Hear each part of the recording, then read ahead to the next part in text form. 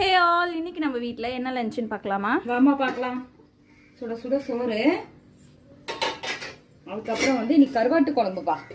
கருவாட்டு குழம்புல கத்திரிக்காய், முருங்கைக்காய், உருளைக்கிழங்கு, முள்ளங்கி போட்டு வச்சுருக்கிறேன். இதில் முட்டையும் அவிச்சு போட்டு கருவாட்டு குழம்பு வச்சுருக்கேன். கருவாட்டு குழம்புக்கு முள்ளங்கி போட்டு வச்சாலே நல்லாயிருக்கும். முள்ளங்கி வாசமாக இருக்கும்.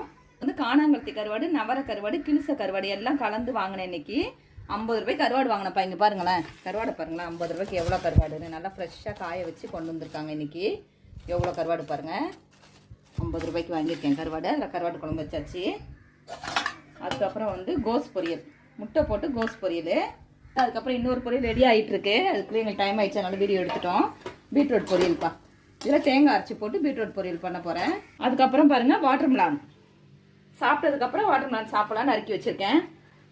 இதுதான் இன்னைக்கு நம்ம வீட்டில் லஞ்சு. உங்கள் வீட்டில் என்ன லஞ்சுன்னு எங்களுக்கு கமெண்ட்டில் சொல்லுங்கள். ஓகே, சாப்பிடலாமா?